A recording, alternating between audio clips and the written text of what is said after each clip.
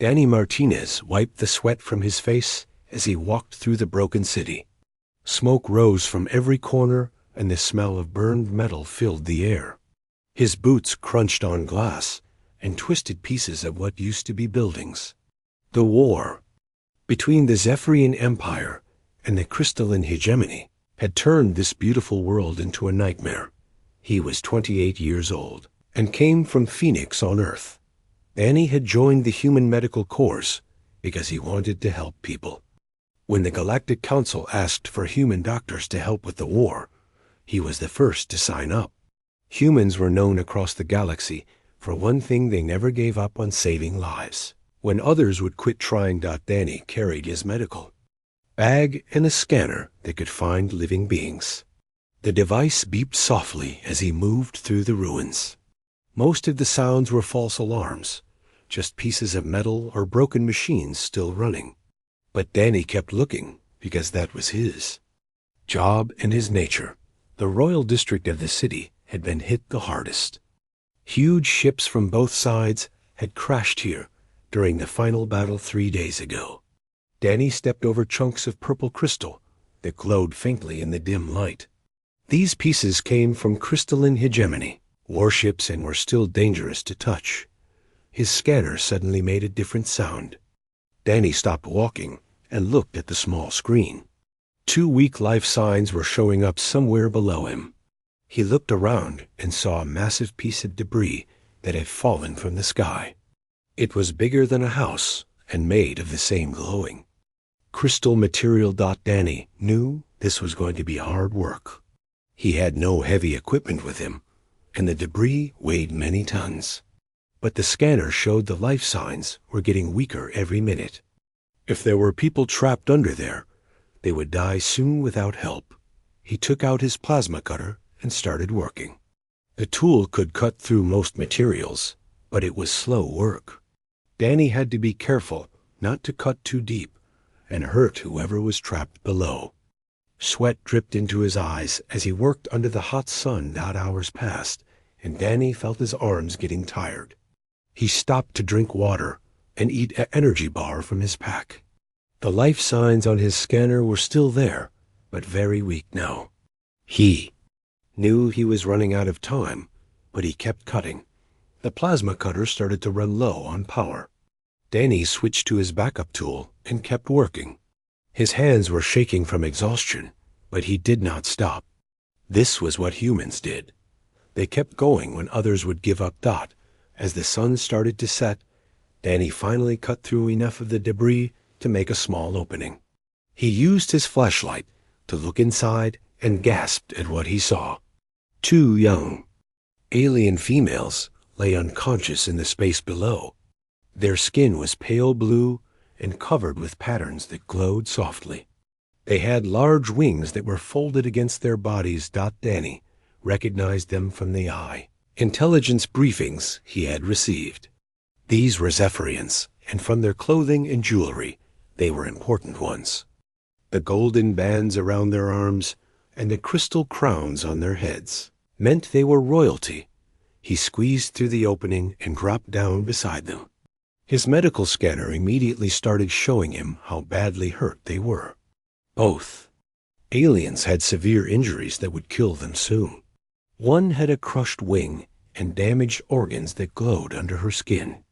The other had a broken spine and was bleeding inside her body. Danny had never treated Zephyrian patients before.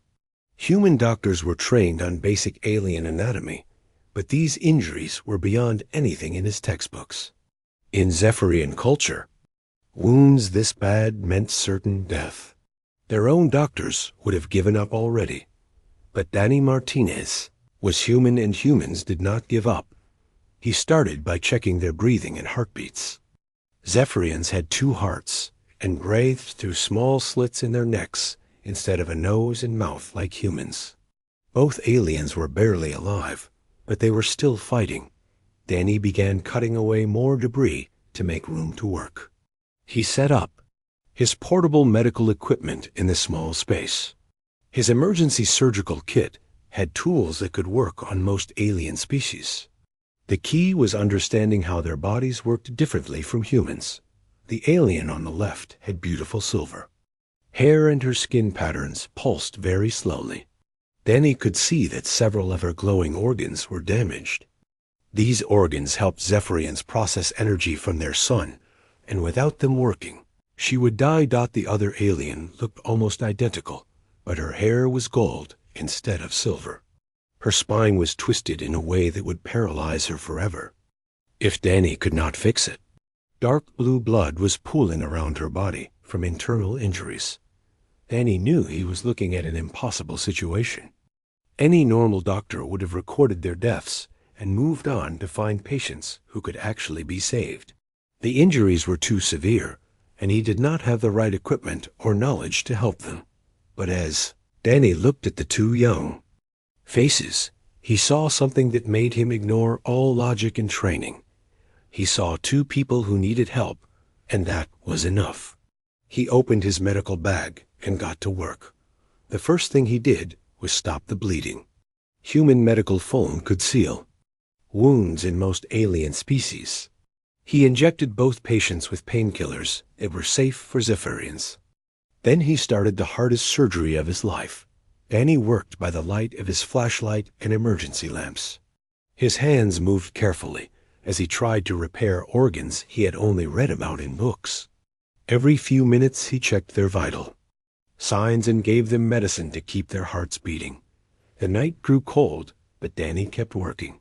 He could hear fighting in the distance as the war continued around them. But in this small space under the debris, there was only a human doctor refusing to let two strangers die. As dawn broke over the ruined city, Danny was still working. The two alien princesses were still alive, and that was all that mattered to him. Danny had been working for 12 hours straight when he heard voices above him. He looked up from the unconscious Zephyrian princesses and saw a light shining down through the hole he had cut in the debris. Two other humans had found him. Katie Brooks dropped down into the space first. She was a combat engineer with short red hair and strong arms from years of building things and blowing them up. Right behind her came Pete Johnson, a big sergeant from Texas who carried the heaviest weapons in their unit. Katie looked at the two alien patients and whistled softly. She had seen plenty of battle injuries, but these were beyond anything she could imagine surviving. The princesses looked more dead than alive, with their pale blue skin and barely glowing body patterns. Pete stood guard at the opening while Katie started helping Danny. She was not a doctor, but she knew how to follow orders and work with her hands. Danny quickly told her what he needed, and she got to work making tools from the debris around them. The princess with silver hair was named Lyra, according to the royal insignia on her crown. Her wing membranes were shredded, and several of her bioluminescent organs had been crushed. Danny had managed to stop the worst bleeding, but she needed surgery that no human had ever performed before. The golden-haired princess was Nova, and her injuries were even worse. Her spine was compressed and twisted in 3 places. Internal bleeding from her secondary heart was filling her chest cavity with fluid. Every breath was a struggle, and Danny knew she might die at any moment.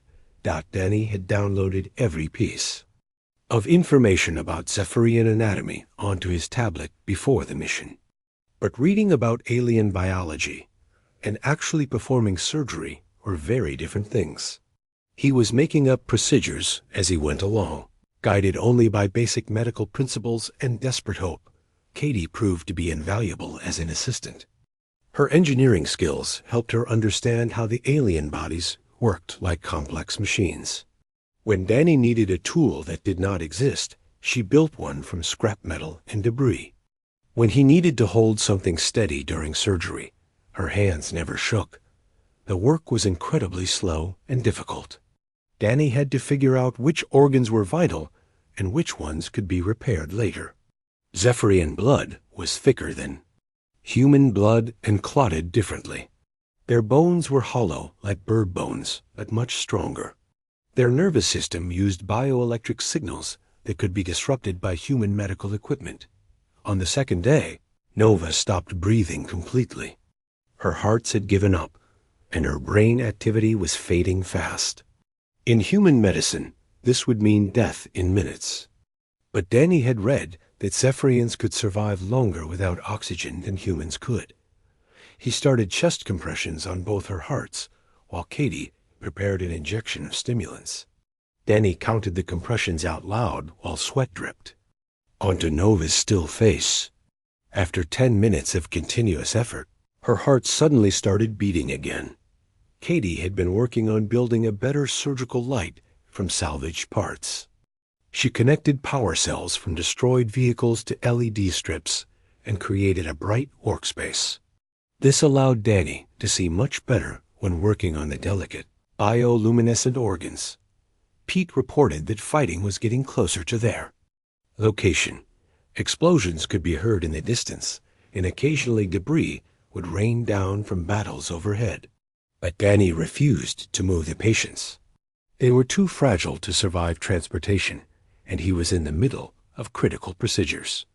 The breakthrough came when Danny realized something important about Zephyrian physiology. The glowing organs in their bodies worked like the light-producing organs in deep sea creatures on Earth. Danny had studied marine biology before joining the military, and suddenly all his old knowledge became useful. He started treating Lyra's damaged light organs the same way he would treat bioluminescent bacteria. Instead of trying to repair the crushed tissue, he stimulated the surrounding cells to grow and take over the function. It was a radical approach that no Zephyrian doctor would have considered. For Nova's spine injury, Danny developed an even more experimental treatment. He used human stem cells from his own body and modified them with Zephyrian growth factors. The idea was to create hybrid tissue that could bridge the damaged sections of her spinal cord. Katie helped him perform microsurgery using tools she had built from electronic components. The work required steady hands and perfect precision. One wrong move could paralyze Nova forever or kill her outright. But doing nothing would definitely kill her, so Danny kept going. On the third day, both patients were stable enough for Danny to get some real sleep. He had been surviving on 15-minute naps and stimulant pills. Katie took over monitoring their vital signs, while Pete continued to guard their position. Danny dreamed about his sister Maria back on Earth. She had been born with severe birth defects that doctors said would kill her before her first birthday. But human medicine had found ways to fix problems that seemed impossible. Maria was now 25 years old and a teacher. She had taught Danny that no medical condition was truly hopeless if you refused to give up. When Danny woke up, he saw that Nova's spine was starting to heal. The hybrid tissue was actually working, and nerve signals were getting through the damaged areas. Her bioluminescent patterns were glowing brighter, and her breathing was stronger. Lyra's wing membranes were regenerating faster than Danny had expected. The stimulated light organs were producing energy that helped heal her other injuries. Both princesses were still unconscious, but their bodies were fighting to live. Katie had been monitoring communications from other human units in the area. She reported that a medical evacuation team was coming, but would not arrive for another 2 days. Danny knew his patients might not survive that long without constant care. He made the decision to stay with them no matter what happened. Pete agreed to hold their position, and Katie volunteered to keep helping with the medical work. The 3 humans settled in for what might be the longest wait of their lives. As night fell on the 3rd day, Danny checked on his patients one more time. Both princesses were breathing steadily, and their hearts were beating strongly. Against all odds and logic, they were going to survive. Danny Martinez had just performed 2 of the most difficult surgeries in galactic medical history using nothing but determination and improvised equipment. He did not know it yet, but he had also just changed the course of the war and the future of interspecies relations forever. On the 4th morning, Danny was adjusting the fluid drip for Princess Nova when he heard a soft sound. He turned around and saw that Princess Lyra's eyes were open for the first time since he had found her. Her large violet eyes looked confused and frightened as she tried to understand where she was. Lyra attempted to sit up, but Danny gently pressed her shoulder back down. Her silver hair was tangled and dirty, but her bioluminescent patterns were glowing much brighter than before. This was a good sign that meant her body was healing properly. Danny smiled at her and spoke in the basic Zephyrian language he had learned from his military training. His pronunciation was terrible, but Lyra seemed to understand that he was trying to help her. She looked around the small space under the debris and saw the makeshift medical equipment that had saved her life. Her eyes moved to her twin sister Nova, who was still unconscious nearby. Lyra tried to speak, but her voice was just a whisper.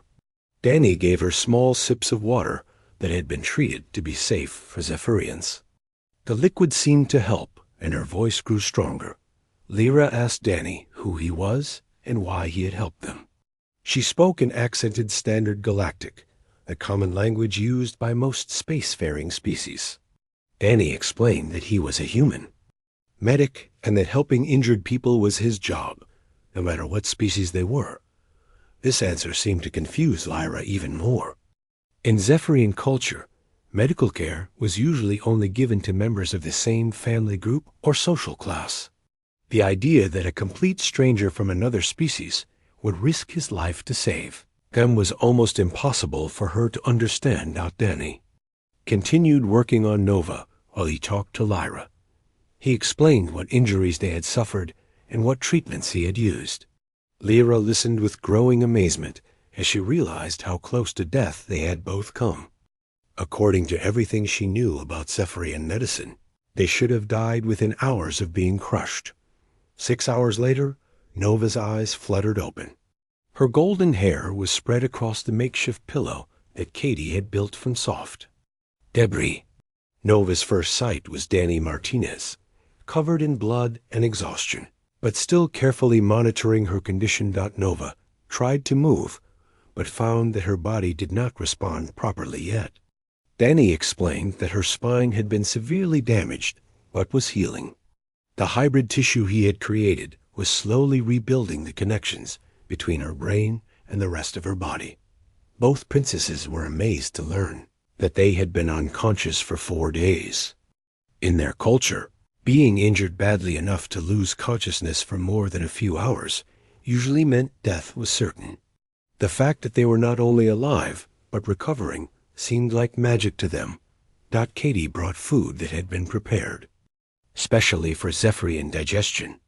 The princesses had not eaten in days, and their bodies needed nutrients to continue healing. Danny watched carefully as they ate to make sure they could keep the food down. As the princesses grew stronger, they began asking more questions about their rescuer. Danny told them about growing up in Phoenix, where his father had been a construction worker and his mother had been a teacher. He talked about his sister Maria and how her medical problems had inspired him to become a doctor. Lyra and Nova were fascinated by human family structures. Zephyrian society was organized around rigid hierarchies and formal relationships. The idea that humans formed strong emotional bonds with family members, regardless of social status, was completely foreign to them. Danny learned about Zephyrian culture in return. The princesses explained how their people could absorb energy directly from their sun through their bioluminescent organs. They described their complex system of communicating through patterns of light displayed on their skin.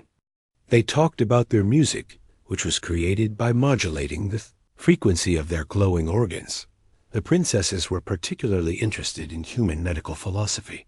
Danny explained that human doctors took an oath to preserve all life, regardless of who the patient was or whether they could pay for treatment. This concept of universal medical care was revolutionary to them. In Zephyrian society, medical resources were distributed based on social rank and genetic compatibility. A commoner with serious injuries might be left to die while resources were saved for more important patients. The idea that every life had equal value was something they had never considered before.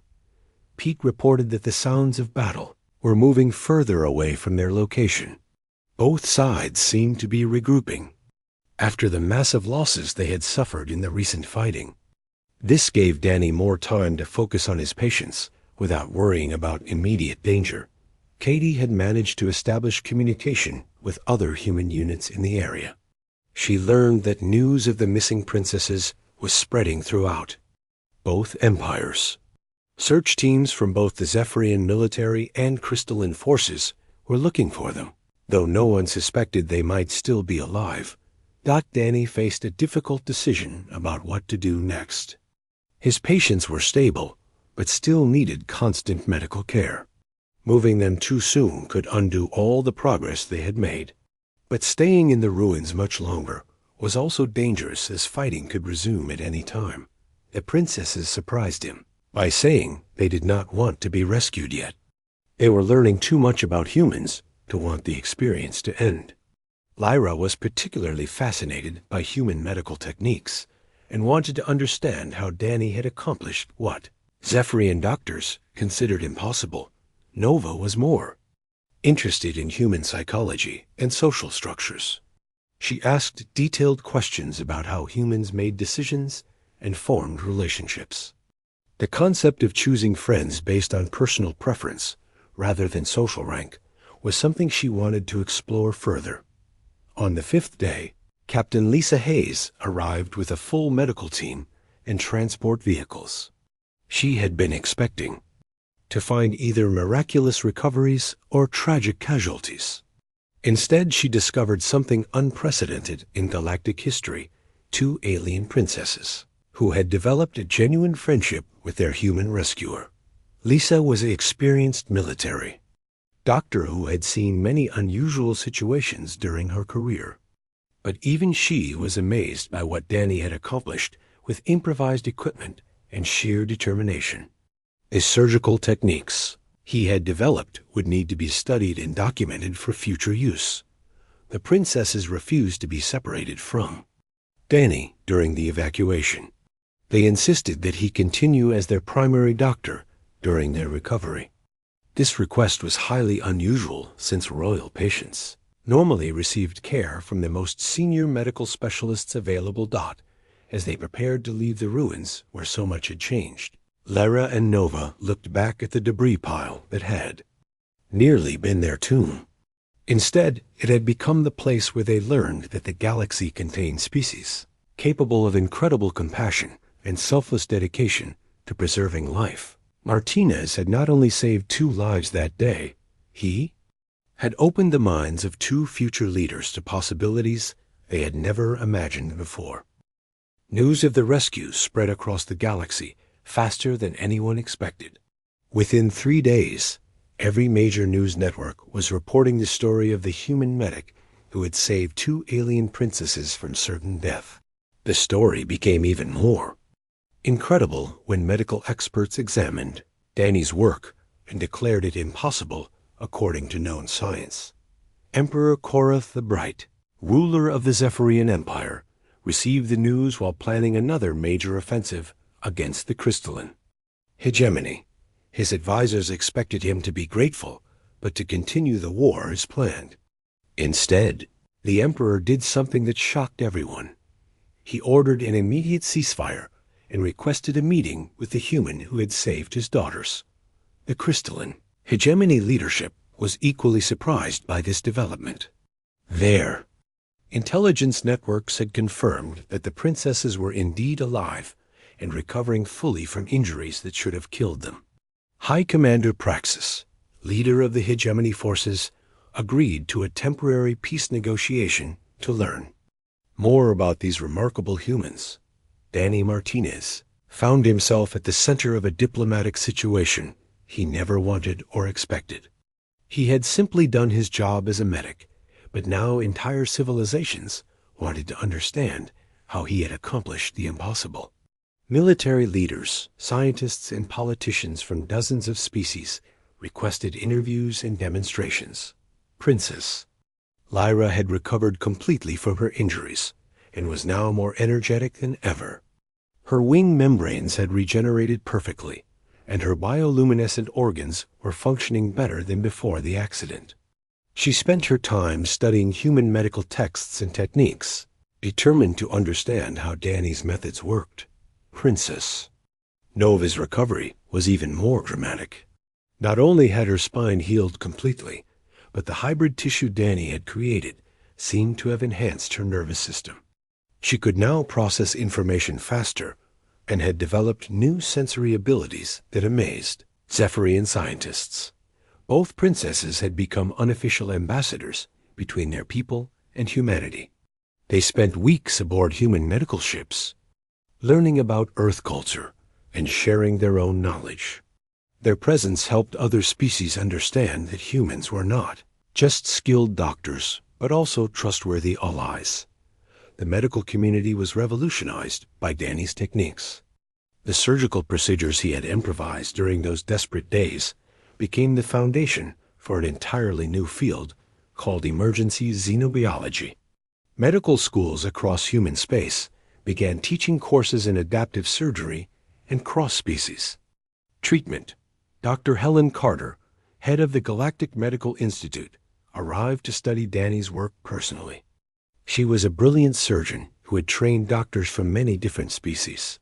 Even she was amazed by the ingenuity and effectiveness of the techniques Danny had developed under pressure. Danny remained humble about his achievements despite all the attention. When reporters asked him how he had known what to do, he simply said that he had treated the princesses like any other patients who needed help. This attitude only made other species respect humans even more. The rescue had implications far beyond medicine. Zephyrian philosophers began questioning their cultural acceptance of inevitable death. If humans could save lives that Zephyrian doctors considered hopeless, perhaps their society needed to rethink its approach to medical care and the value of individual lives. Katie Brooks and Pete Johnson also received recognition for their roles. In the rescue, Katie was promoted to lieutenant and offered a position designing medical equipment for alien species. Pete was awarded the Galactic Service Medal and became a symbol of human loyalty and determination. The temporary ceasefire grew longer as both empires became fascinated by human capabilities. Scientific exchange programs were established and joint research projects began. The war that had consumed entire star systems for 3 years was gradually being replaced by cooperation and mutual learning. Emperor Korov announced that he wanted to establish a permanent alliance with humanity. He declared that any species capable of such compassion toward strangers could be trusted as friends and partners. This announcement sent shock waves through galactic politics, as the Zephyrian Empire was one of the most powerful civilizations in known space. The crystalline hegemony was slower to accept the new situation, but eventually agreed to peace talks. High Commander Praxis admitted that if humans could bridge the gap between such different species as themselves and the Zephyrians, perhaps the differences between crystallines and Zephyrians were not as impossible to overcome as previously believed. Princess Lyra established the first interspecies medical research facility on a neutral world. She recruited the best medical minds from dozens of different civilizations and gave them unlimited resources to develop new treatments. Danny Martinez was offered the position of chief researcher, but he declined, preferring to remain inactive. Field service. Princess Nova focused on diplomatic applications of what she had learned about humans. She argued in front of the Galactic Council that humans should be given a permanent role as mediators in interspecies conflicts. Her proposal was supported by representatives from many worlds who had heard about the rescue. The techniques Danny had developed were being used to save lives throughout the galaxy. Combat medics from many species requested training in human medical philosophy and adaptive surgery methods. The Human Medical Corps became the most respected medical organization in known space. Danny was promoted to Major and awarded both the Human Star of Valor and the Zephyrian Crystal of Life Preservation. He also received honors from 17 other civilizations, making him one of the most decorated soldiers in galactic history. Despite all the recognition, he continued to volunteer for the most dangerous medical assignments. When galactic media asked Danny to explain his philosophy, his answer became legendary throughout known space. He said that he had not seen two alien princesses when he found them under the debris. He had seen two people who needed help, and helping people was what humans did naturally. This simple statement was translated into hundreds of languages and became a motto for medical professionals across the galaxy. It perfectly captured what made humans unique: their ability to see past differences in species, culture, and social status to recognize the universal value of life. The war between the Zephyrian Empire and crystalline hegemony officially ended. 6 months after the rescue, the peace treaty was signed aboard a human hospital ship with Danny Martinez serving as one of the official witnesses. The treaty included provisions for joint medical research and interspecies emergency response protocols. Both former enemies agreed to establish the Galactic Medical Alliance, with humans playing a leadership role. This organization would coordinate medical research and emergency response across all member species. It represented a completely new approach to interspecies cooperation based on shared humanitarian values rather than political or economic interests. Danny Martinez had started a revolution without meaning to. His simple act of refusing to give up on two injured patients had changed the course of galactic civilization and opened new possibilities for peace and cooperation among the stars. 1 year after the rescue, the galaxy looked completely different than it had during the dark days of the war. The peace treaty between the Zephyrian Empire and crystalline hegemony had held strong, and both civilizations were now working together on projects that would have been impossible to imagine before. Danny Martinez stood on the observation deck of the UHS Compassion, the new flagship of the human medical fleet. Through the large windows, he could see representatives from 47 different species gathering for the formal establishment of the Galactic Medical Alliance. Ships from every corner of known space had come to witness this historic moment. Princess Lyra and Princess Nova had arrived earlier that week as the official representatives of the Zephyrian Empire. Both sisters had grown and changed dramatically since their rescue. Lyra had become one of the leading experts in interspecies medicine, while Nova had developed into a skilled diplomat who specialized in conflict resolution. The Martinez Institute for Xenobiological Medicine was now operational on 5 different worlds. Lyra had insisted on naming it after Danny, despite his protests.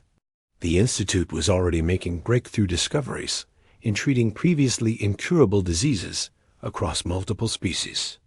The techniques Danny had improvised in the ruins had evolved into sophisticated medical procedures that were saving thousands of lives. Nova's interspecies diplomatic corps had successfully prevented 3 wars and resolved dozens of smaller conflicts. In the past year, her approach was based on the human concept that all intelligent life had inherent value regardless of species or social status. This philosophy was slowly being accepted by civilizations that had previously seen diplomacy as a sign of weakness. Danny had been offered numerous promotions and prestigious positions, but had chosen to remain in active field service. He continued to volunteer for the most dangerous medical assignments, always going wherever lives were in danger. His reputation had grown to legendary status, but he remained the same humble medic who simply wanted to help people. Katie Brooks had become the chief designer of medical equipment for the Human Medical Corps. Her engineering skills, combined with her experience in field medicine, had led to innovations that were revolutionizing emergency care. The portable surgical kits she designed were now standard equipment for medics serving with alien species. Pete Johnson had been promoted to Sergeant Major and was now training security personnel for medical missions. His calm reliability under Pressure had become the model for soldiers assigned to protect medical teams in combat zones. He still carried the same heavy weapons, but now used them to defend hospitals and aid stations rather than assault enemy positions. The formal peace treaty signing ceremony was attended by leaders from across the galaxy. Emperor Korath the Bright spoke about how one human's compassion had opened his eyes to new possibilities for his civilization. High Commander Praxis of the Crystalline Hegemony admitted that the rescue had forced his people to reconsider their understanding of courage and honor. Danny was asked to give a speech at the ceremony, but he declined, saying that the real heroes were the patients who had fought to live and the medical teams working to save lives every day. This response only increased the respect other species had for human humility and dedication to service. The treaty included revolutionary provisions that would have been unthinkable before the rescue. All member species agreed to provide immediate medical assistance to any intelligent life form in distress, regardless of political relationships. Medical personnel would be given safe passage through all territories and protection from military action. A new category of protected status was created for medical facilities and personnel. Attacks on hospitals, medical ships, or aid workers would be considered crimes against all civilized species. This represented a fundamental shift in how warfare was conducted throughout the galaxy. The Galactic Medical Alliance established its headquarters on a neutral world that had been chosen specifically for its accessibility to all member species. The facility included research laboratories, training centers, and emergency response coordination systems. Danny was offered the position of director, but again declined, preferring to remain in the field. Princess Lyra had become fascinated with human family structures during her time studying on Earth. She had learned about Danny's sister Maria and was amazed by the strong emotional bonds humans formed with family members. This led her to propose reforms in Zephyrian society that would strengthen family relationships and reduce the emphasis on rigid social hierarchies. Princess Nova had spent months studying human decision-making processes and democratic institutions. She convinced her father to establish the first elected advisory council in Zephyrian history. This council would include representatives from all social classes and would have real authority over domestic policy decisions. The changes in Zephyrian society inspired similar reforms in other civilizations. The concept that all citizens deserve equal treatment, regardless of birth status, spread rapidly among species that had previously accepted strict social hierarchies as natural and unchangeable. Danny's medical techniques had evolved into a complete system of emergency xenobiology that was being taught at medical schools throughout human space. Young doctors competed for the opportunity to train with him, knowing that his methods could help them save lives that would otherwise be lost. The human medical corps had grown from a small volunteer organization into the most respected medical service in the galaxy. Applications for admission increased by over 500%. As young people from Earth were inspired by Danny's example, the corps had to establish new training facilities to handle the demand. Medical research had accelerated dramatically as different species shared their knowledge and techniques. Diseases that had plagued civilizations for centuries were being cured through collaborative efforts. The combination of human determination with alien technology and knowledge was producing miraculous results. Danny continued to carry a picture of his sister Maria in his medical bag. She had visited him several times and was amazed by how her childhood medical struggles had inspired a revolution in galactic medicine. Maria had become a teacher, specializing in helping children with disabilities, carrying on the family tradition of helping others. The ruins of the royal district on Zephyros Prime had been turned into a memorial park. A statue of Danny working to save the princesses stood at the center, though he had protested against its construction. The inscription read simply, "In recognition of the human spirit that refuses to accept defeat when lives are at stake. 3 years after the rescue, Danny was promoted to colonel despite his continued protests. He was assigned command of the new Rapid Response Medical Division, which could deploy anywhere in the galaxy within 48 hours to handle medical emergencies. This position finally gave him the resources to help even more people dot the galaxy and learn something important from a medic from Phoenix who had simply done his job when he found 2 injured strangers under a pile of debris. They learned that the most powerful force in the universe was not advanced technology or superior firepower, but the simple human refusal to give up on preserving life. Wars that had seemed inevitable were avoided through diplomatic efforts inspired by human compassion. Medical advances that had been impossible became routine through interspecies cooperation. Civilizations that had been enemies for centuries became allies united by shared humanitarian values. When historians studied the transformation of galactic civilization, they traced it back to a single moment when Danny Martinez heard faint heartbeats under the rubble and decided the 2 alien lives were worth risking everything to save. That decision had changed the course of history and opened a new era of peace and cooperation among the stars. The twin alien princesses who had been crushed by war debris had indeed been found by a human medic, and through his determination and skill, they had become the catalyst for a better galaxy where all intelligent life was valued and protected.